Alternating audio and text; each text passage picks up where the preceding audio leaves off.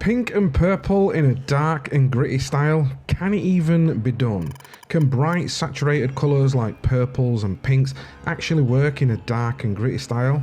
They are rarely used, and for good reason. They can feel completely out of place, but that's exactly the challenge. In this video, I'll show you how to twist those vibrant tones into something that still feels grim and grounded, drawing on the philosophy, technique, and even a touch of lore to guide that process. I'm Nate the Feral Painter, and welcome to the Grimdark Compendium.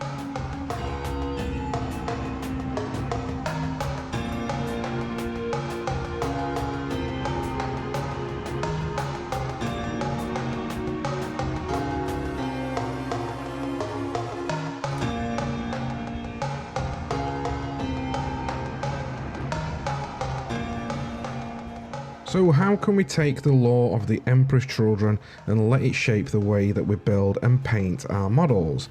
With that in mind, let's break all this down, and at the core, the Emperor's Children embody beauty and perfection, but in the relentless pursuit of it, they've gone a little bit too far. That perfection has twisted into something unsettling, where elegance slips into the grotesque. We can reflect this in our choices by selecting heads that aren't outright monstrous but have a subtle, unnerving quality. The armour tells that same story as well, ornated with stretched skin, twisted decorations, and gear that feels less like weapons of war and more like cruel instruments of torture. They carry trophies, reminders of their victims, both slain and enslaved. And then there's the armour itself, the iconic blend of purple and pink and magenta. I like to imagine it as some sort of living organism, part metal, part warp spawn flesh, making the wearer look as though they fused with a parasitic organism. This gives us room to build a real sense of horror that still fits the dark and gritty style. When I approach these models, I like to think in narrative terms. Armour that imprisons a screaming soul, decorative elements that blur the line between beauty and cruelty, and details that balance smooth, elegant curves with sharp, jagged edges.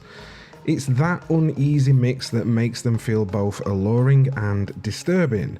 Finally, with the armour itself, I wanted the surface to feel somewhere between polished steel and corrupted flesh. And to get that effect, we'll need to take a different approach to texturing and painting. So let's dive in and break each step of that process down and see how it all comes together.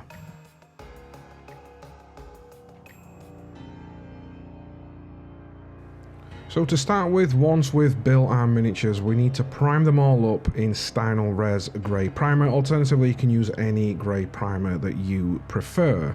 Now, the reason I've done this is that the product that we're going to introduce in just a second, it gives that primer, gives that product something to grip onto.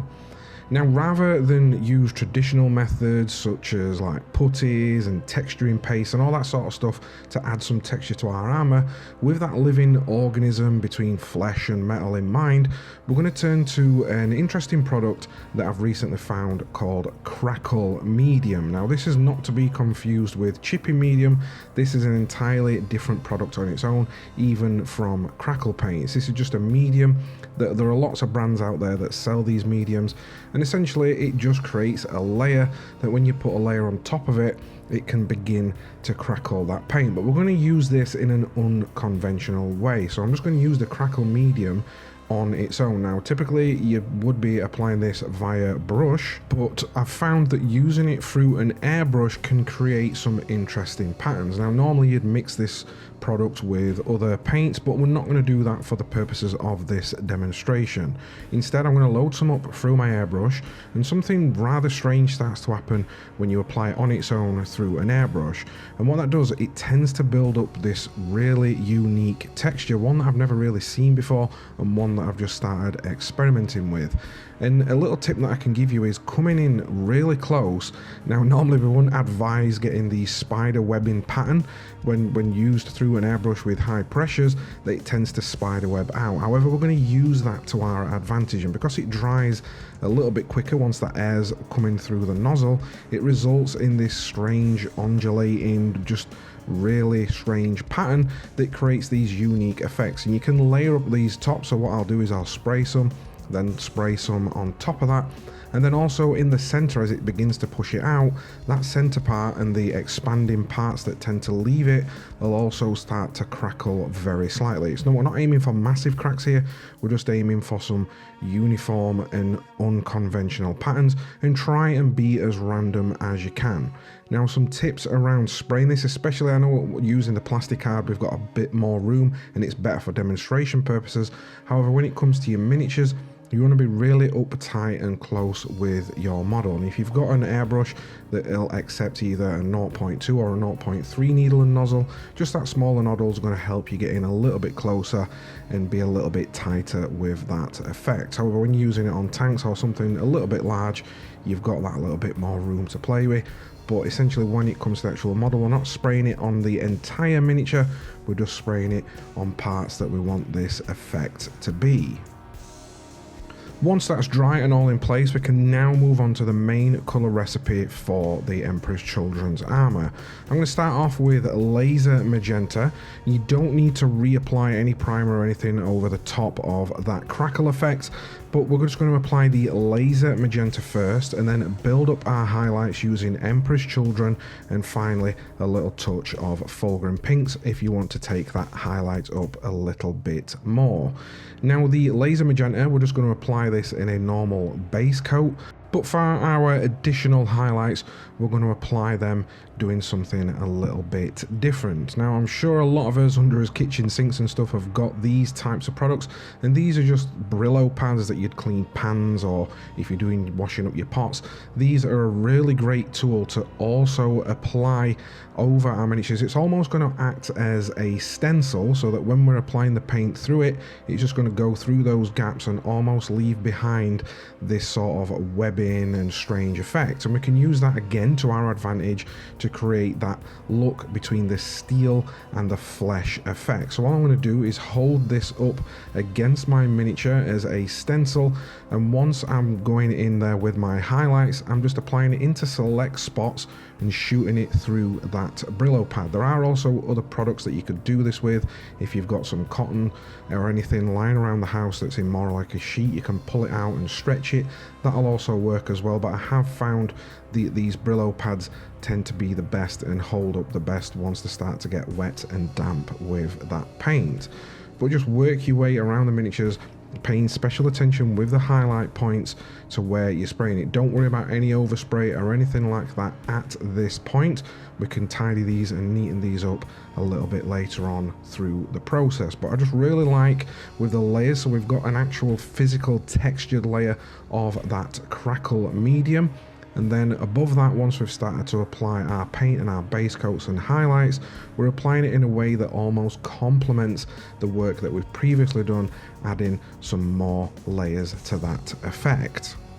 But to quickly recap, we've started off with our primer, added our crackle medium, and then above that we've applied our base coat colours. And if you do want to apply any shadows or reinforce some of those shadows back into the armour, then just use the contrast paint Leviathan Purple, and because it's transparent you'll still get that textured effect showing through.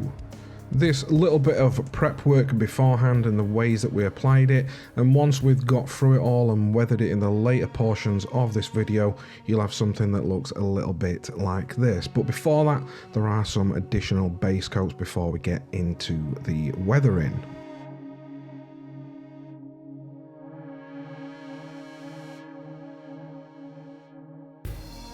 So moving on now to the flesh, and this is quite a simple recipe but effective in its own right, and we will be returning back to this very shortly to show you how to implement and make them look like they have tattoos on them. So I'm going to start off with Kislev flesh as a base coat. I'm applying mine through an airbrush because I've got a little bit more control at getting up close and managing that overspray. However, feel free to apply these via brush if you do need to. Then on top of that, I'm just going to come in with Flayed One flesh as a additional highlight to that skin from above down to a zenithal, just catching those raised areas. Now to come back in and reinforce some shadows and add a slight filter to that skin, you could come in with any of your washes. So for this I've used Reichland Flesh Shade because I wanted more of a human type looking flesh for this, a bit more on the pale side. But if you want yours to be a bit more colder or blue, feel free to come in there with Citadel's Colia Green Shade. But if you want to experiment and get creative with different tones, feel free to do that as well. Now at this point we need to go in there and address any overspray or just base coat out everything else and just neaten everything up with some black so that we can move on to the other colours a little bit later on. But just grab some black and go in there and paint out any areas that you don't want to be on the pink side, especially the metallics. I always find that they go over black a lot better.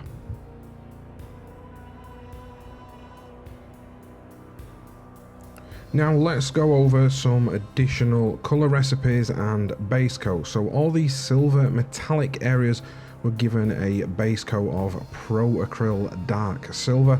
This is a really nice medium silver, even though it's named dark. It's a nice in-between medium silver that's got a cold temperature tone, so it's more on the bluer, colder spectrum, which complements that armour really nice and the warm skin. For tabards or any of the clothing, this is just a really simple dry brush over with Nagaroth Night.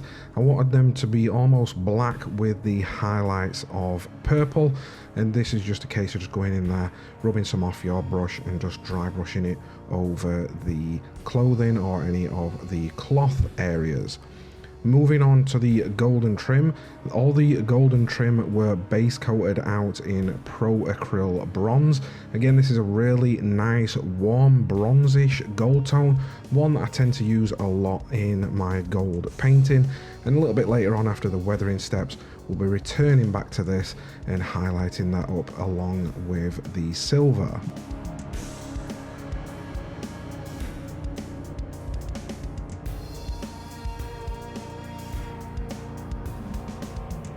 It's a very simple bone or skull recipe. I've just base coated these out in two thin coats Dragon Fang and then given them a stippled highlight of Vampire Fang. And then after that I'm going to grab some washes. Again, this is where you can get creative. To start off with, I've used Seraphim Sepia. And then if you want to come in there with a cooler tone such as Colia Green Shade from Citadel, you can also apply a little bit of that to your skulls as well. We will be additionally weathering these a little bit later on in the video, but before that I'm going to show you how I applied the transfers and made them look like there were tattoos on that flesh. So start with, grab a transfer of your choice, a symbol or anything like that, and we're just going to apply these in the traditional fashion, let them soak in water for a few moments, and then apply them to the miniature using Microsol and Micro Set. Whilst that was drying, I also went back to my Citadel washes and using Berserker Blood Shaded, added a little bit around the flesh just to add a little bit of soreness to the flesh that they've got stretched around their skin, and then grabbed some black and watered this down. So I've just grabbed some black paint like Abaddon Back, anything like that, and you're going to water it down into a wash consistency.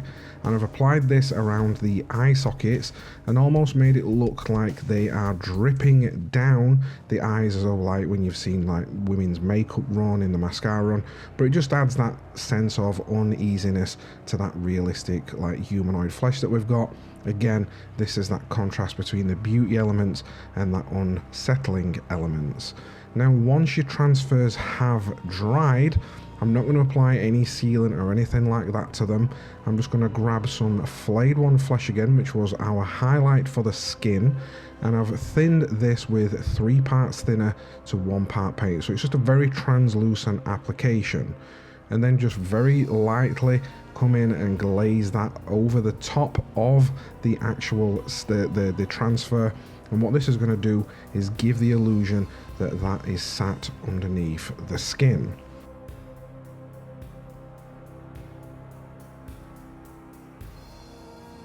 Moving on to the final of our base coats, and that's to paint the canisters on their backpacks. You may find that some of the Emperor's Children have a couple of these dotted about them depending on your build, but I see these as some sort of poison or fluid that they use to torture their victims, or even fluid that enters their bodies to give them some rage or some strange powers, or just send them into a rage mode. But for this, you can get creative as well with this. You can use whichever colours you like. I've gone for more of a turquoisey, bluey green colour. But if you want to get creative and use something like an orange or whatever colours that you desire, basically the way to do this is by having a dark colour, a light colour, and then finally a highlight of something like ice yellow or even white itself. Now the way that we apply it is important, and I've thinned it 50-50 with water, and you may have to apply a couple of these layers, but the more layers that you build up, the more realistic that this effect is going to look. And I start off by stippling and dotting the base coat colours around it, and all I'm going to do is add more of that highlight colour with each layer that we go up, and this will just result in a canister that looks like it's filled of bubbling fluid, or just fluid that's floating around, and it's got that strange look to it. Now, as an additional final highlight, like I said, if you want to add some white or ice yellow to your final highlight colour, and just add a couple of dots, these will either appear as bubbles or just something floating around in that fluid that's quite uneasy. Again, all you need is a light colour, a dark colour and a highlight colour, but feel free to experiment. If you want yours to look a different colour, you can do that as well. Now at this point you should have everything base coated out onto the miniature, and if you've added any additional details to it, go ahead and paint them as well. But this is our like basic standard layer, everything's base coated out, and we can now move on to the final details and the final weathering steps. But before we dive into the weathering portion of this video, I just wanted to take a quick moment to remind you that our summer sale is still running for a few more days, where you can grab courses and Villainy Ink bundles. Also, don't forget the Grimdark Challenge wraps up on September the 11th, and there's still time to get your entries in, and for further info on this, please refer to our site. And if you are enjoying this video and want to take a deeper dive into the Emperor's Children, I've put together a full course over at the Grimdark Compendium, where I show exactly how I built and painted the rest of these miniatures. With that said, let's jump straight back into this video. So to start the weathering process, I'm going to give the entire miniature a unifying wash with Villainy Ink Decrepit Filth. I thin this 1:1 with mineral spirits and brush it over the entire model. This adds to the shadows and the recesses, and it just gives the miniature a grimy, weathered look. But be careful not to let it pool too heavily in some of the recesses, and then once you've applied it around the miniature, give it around 15 minutes to dry, or you can simply speed up that process using a blow dryer. But once it is dry, we can reactivate it with a Q-tip or a sponge moistened with mineral spirits to manipulate that enamel even further. This technique will create some unique effects, spreading the enamels organically and forming some streaks, or just cleaning up some potential panel lines. You can also take a brush and just apply a dot of mineral spirits onto that enamel, and this will just help dissolve it into some unique patterns. But just remember to take your time and to experiment with both Q-tips and a brush until you're happy with the final results. We do cover the reductive technique extensively in most of our videos, but for a deeper dive into it and the reductive technique itself and how these enamels behave, just be sure to check out our dedicated video here on that subject on our YouTube channel.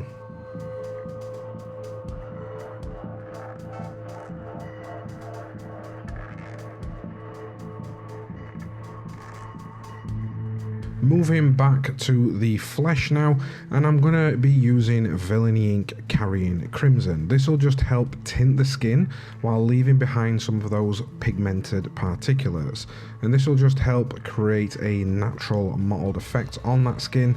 And just like we did with the first wash, you can move and blend it around until you're happy that it looks right. This product will also dry on the satin to glossy side, which is perfect for all those skin effects.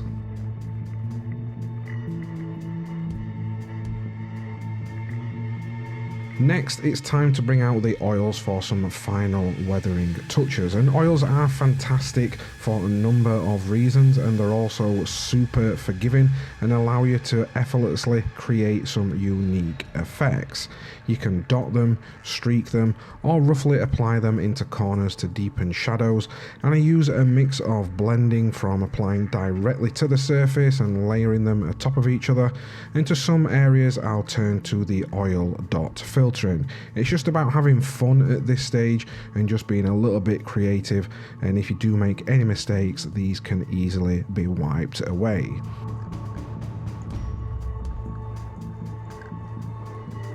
I start by loading some oils onto my brush and lightly work it into those surfaces. This can be direct or to selective spots, or even randomly dotted around the surface of the armour. I tend to use a mix of the Abtalon 502's rust tones, earthly tones, and even some light dust tones.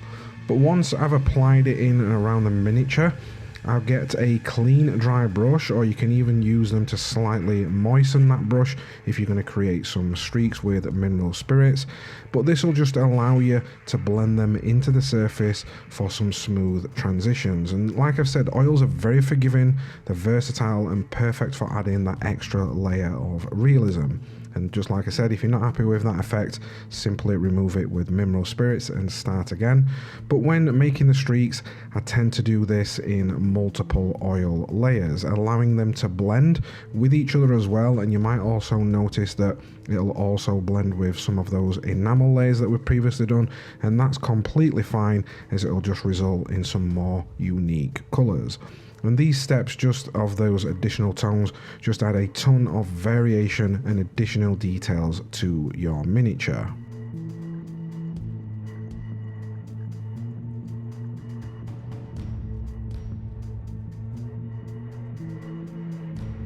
Now at this point I'm going to move on to the soft pressing technique, or in this case I'm going to call it hard pressing, as you'll see in just a moment.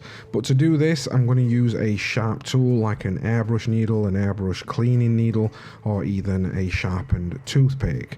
And this will just help add some realistic scratches and chips to that surface. But it is important to start lightly and test that pressure, and even use a test piece, because you know this effect, no pun intended, it's not to be taken lightly.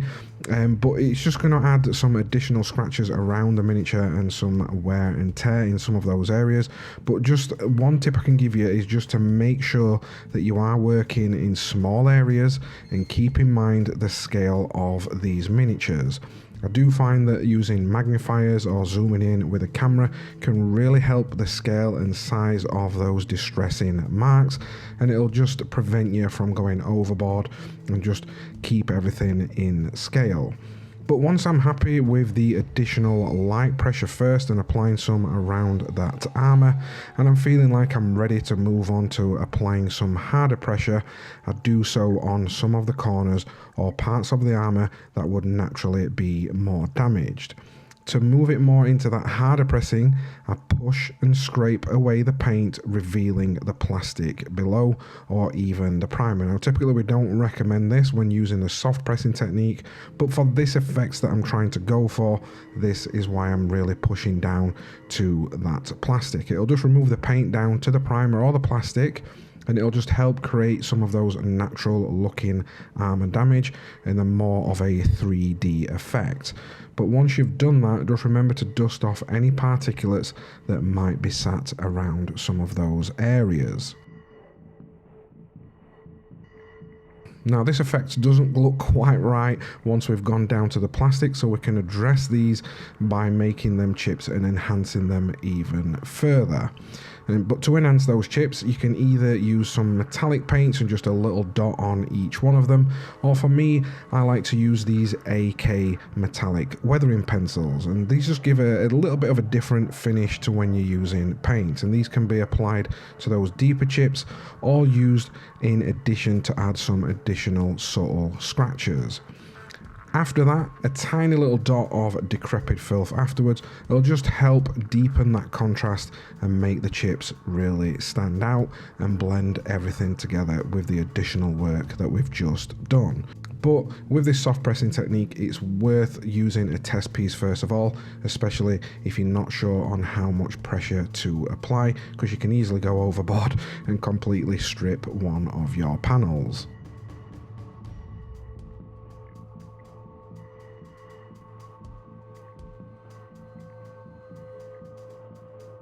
Returning to the metallics now, and to really make them pop, I'm going to be using AK True Metal waxes. I'm going to use AK True Metal Steel on the silver areas and gold on the trim.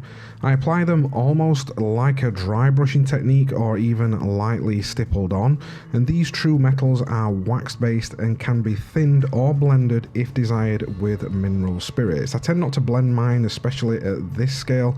Instead, I prefer that harsher dry brush contrast between the two mediums.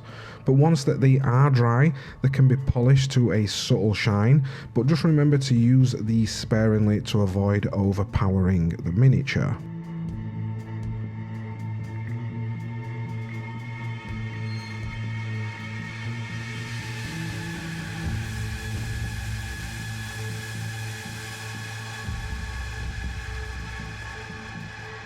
Now that our miniature is almost complete, it's time to address the surface finish variation.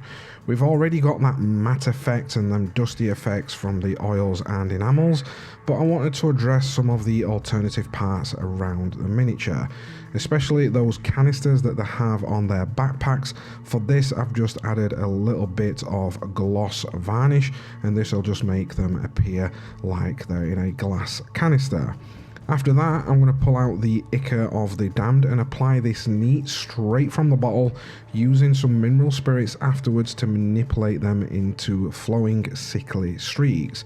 And this is just dotted around the armour, and it'll just help to reinforce that living organic feel to the armour that we've been trying to achieve, and those black glossy damp ichors will appear to be seeping out of that living armour.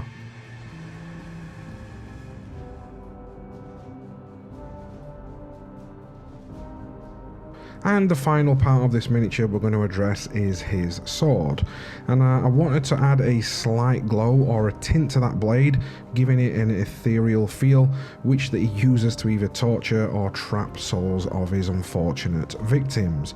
I start with a white spray first of all as a base, and then atop of that I'm going to spray on some voluptuous pink contrast paint over the top of it, and due to that white underneath, it'll just help that voluptuous pink to be bright and vivid, and it'll just create that subtle purple glow that really completes the entire miniature.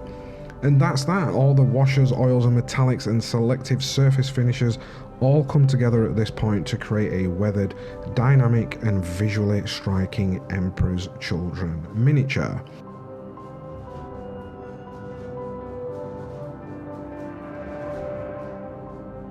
And that brings us to the end of this video, so I hope you found it informative and inspiring, and that you've been able to take something away from it. And with all that said, I've been Nate the Feral Painter, and I will catch you in the next video.